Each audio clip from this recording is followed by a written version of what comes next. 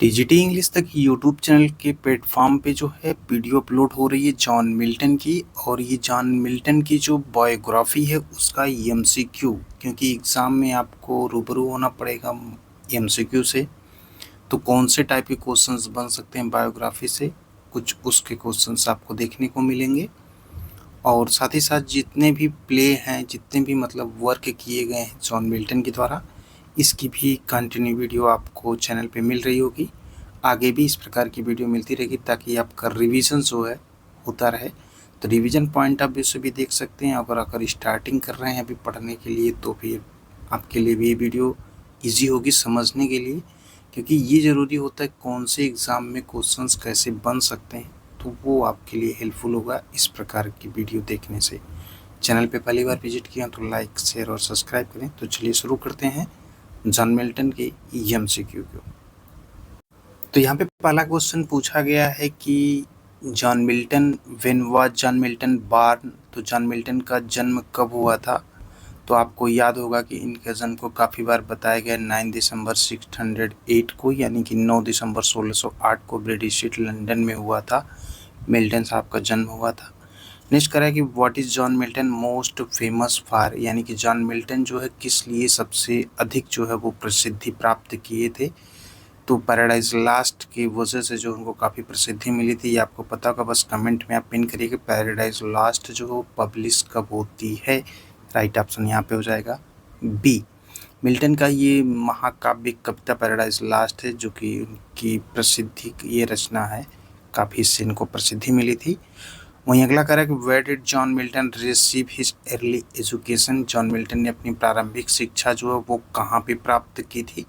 तो आपको अगर याद होगा तो उनको जो प्रारंभिक शिक्षा मिली थी वो वेस्टमिंस्टर स्कूल में नहीं मिली थी, सेंट पॉल स्कूल में मिली थी। तो राइट ऑप्शन से जो हो जाएगा वो बी हो जाएगा। मिल्टन जो है लंदन के सेंट पॉल स्कूल में जो है वो पढ़ाई किए थे। अगला 4 नंबर क्वेश्चन कर रहा है कि which college did Milton attend at Cambridge university, यानी कि कैम्ब्रिज विश्वविद्यालय में मिल्टन ने जो है किस कॉलेज में पढ़ाई की थी। तो ये आपको याद होना चाहिए, क्योंकि ऐसे ऐसे क्वेश्चन छोटे छोटे पूछे जाते हैं। और एक चीज़ है कि बहुत ही कम समय में वीडियो कंप्लीट होगी, तो आप 1 से 2 बार रिवाइज के तौर पे इसको वीडियो को देख सकते हैं। आप देख रहे हैं टीजीटी इंग्लिश तक की यूट्यूब चैनल। तो यहाँ पे राइट ऑप्शन जो हो जाएगा वो क्राइस्ट कॉलेज था, ऑप्शन नंबर बी हो जाएगा। तो कैम्ब्रिज के जो संबंधित कॉलेज था वो क्राइस्ट कॉलेज था, जहाँ पे जॉन मिल्टन साहब ने पढ़ाई की थी। अगला क्वेश्चन कर रहा है कि what was Milton's father's occupations, यानी कि मिल्टन के पिता का व्यवसाय क्या था। तो यहाँ पे लायर नहीं थे उनके पिता जो थे वो एक म्यूजिशियन और स्क्राइन विनर थे, यानी कि एक लेखक थे और संगीतकार थे। तो जॉन मिल्टन के पिता के बारे में भी आपको जानकारी होनी चाहिए। मिल्टन के पिता एक संगीतकार और संगीत की रचना करते थे, साथ ही साथ लेखक के रूप में भी वो काम करते थे। तो ये फादर्स को लेकर के क्वेश्चंस विभिन्न प्रकार के एग्जाम में पूछा गया, तो इसको जरूर आपको नॉलेज होना चाहिए। चलिए अगला क्वेश्चन देखते हैं। अगले क्वेश्चन में पूछ रहा है कि which language beside English did Milton study, यानी कि मिल्टन ने जो है इंग्लिश के अलावा जो है वो कौन सी भाषाएं सीखी थी। तो मिल्टन एक्चुअली क्या था ना, वो बहुभाषी थे। तो मिल्टन के लिए जो है यहाँ पे आपको चेक करना काफ़ी टफ लग रहा होगा, बट इसी वे में समझिए कि लैटिन, ग्रीक, हिब्रू, इतावली, फ्रेंच, ये वाला जो ऑप्शन होगा वो राइट हो जाएगा। यानी कि कुल 5 लैंग्वेज जो उनको पता थी, ये भाषाएं उन्होंने सीखी थी, इसलिए मिल्टन को बहुभाषी भी कहा जाता। तो ऑप्शन में आपसे ये भी भेजा था कि विच राइटर्स, मतलब कौन से ऐसे लेखक हैं जिनको बहुभाषी कहा जाता है। तो यहाँ पे राइट ऑप्शन हो जाएगा 6, जो कि 5 टाइप की लैंग्वेज जो है वो जॉन मिल्टन जानते थे। अगला कह रहा है कि whom did John Milton serve under during the English Commonwealth. जो राष्ट्रमंडल था उसके दौरान पूछ रहा है कि जॉन मिल्टन ने काम जो किया था वो किसके अंडर में रहकर जो है काम किया था। तो वो नाम था ओलिवर क्रॉमवेल के जो अंडर में थे। वो सिविल सेवक के रूप में जब काम कर रहे थे मिल्टन, तो वो क्रॉमवेल ओलिवर के अंतर्गत थे। अगला करें what was the subject of Milton's EPIC poem paradise last. तो जो इपिक पोएम यानी कि जो इनका महाकाव्य कविता पैराडाइज लास्ट है उसके सब्जेक्ट के बारे में पूछ रहा है।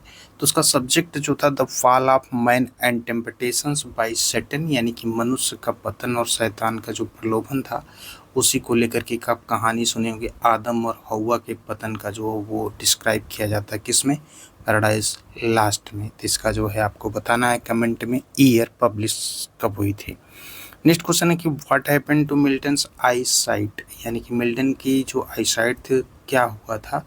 तो यहाँ पे राइट ऑप्शन हो जाएगा कि he become blind later in life, यानी कि बाद में वो अंधे हो गए। तो वो ईयर आपका जो था वो 1652 था जब मिल्टन साहब ने अपनी जो आंखों की रोशनी थी वो खो दी थी।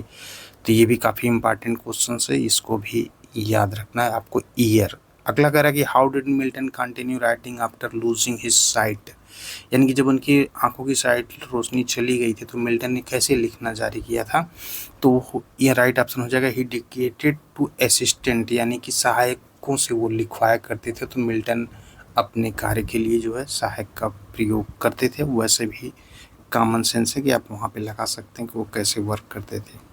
क्वेश्चन नंबर 11 यहाँ पे पूछ रहा है कि who was one Milton's well known assistant, Milton के प्रसिद्ध सहायकों में से जो है कौन एक था। तो उसका नाम जो था वो एंड्रू मार्वेल था, जो कि काफ़ी इंपॉर्टेंट होगा क्वेश्चन ये। और मार्वेल जो था ये कवि थे, वो मिल्टन की सहायता किए थे। तो राइट ऑप्शन होगा Andrew Marvell. What happened to Milton after the restoration of monarchy in 1660, यानी कि 1660 में जो राजशाही थी उसका जब बहाल हो गई थी यानी राजशाही, तो मिल्टन का क्या हुआ था। तो उस समय मिल्टन को जो है एक्चुअली क्या किया गया था, कैद कर लिया गया था, लेकिन बाद में उन्हें फिर माफ़ कर दिया। तो राइट ऑप्शन हो जाएगा ही वॉज इम्प्रोजन्ड बट लेटर प्रोडेंट, यानी कि बाद में उनको माफ़ कर दिया गया था। क्वेश्चन 13 कह रहा है कि what is the name of Milton Christian epic poem written in blank verse, यानी कि बताना है कि जो ब्लैंक वर्स में लिखी गई मिल्टन की जो क्रिश्चियन एपिक है यानी कि ईसाई महाकाव्य, उस कविता का नाम क्या है। तो वो है पैराडाइज लास्ट। तो ये पैराडाइज लास्ट एक ब्लैंक वर्स, ये भी याद रखिएगा। नेक्स्ट कह रहा है कि what is Milton famous speech against censorship called, यानी कि क्वेश्चंस में पूछ रहा है कि सेंसरशिप के खिलाफ मिल्टन ने जो एक स्पीच दी थी उसके खिलाफ में, तो वो प्रसिद्ध भाषण उसे क्या कहा जाता है। तो उसे कहा जाता है एरियोपेजिटिका। इसका भी ईयर आप जो है कमेंट में पिन करिएगा कब ये पब्लिश होती है एरियोपेजिटिका, क्योंकि इसमें जो है एक अभिव्यक्ति की स्वतंत्रता और प्रेस की रक्षा की जो है बात की गई है। When did John Milton die, यानी कि जॉन मिल्टन की मृत्यु कब होती है। तो 8 नवंबर 1674 को राइट ऑप्शन ए हो जाती है मिल्टन का डेट, जो डेथ की डेट है। क्वेश्चन नंबर 16 है कि what was Milton position in the government, यानी कि मिल्टन का पद क्या था सरकार में। तो वो एक विदेशी भाषा के सचिव थे, सेक्रेटरी फॉर फॉरेन टंग्स। तो राइट ऑप्शन बी हो जाएगा।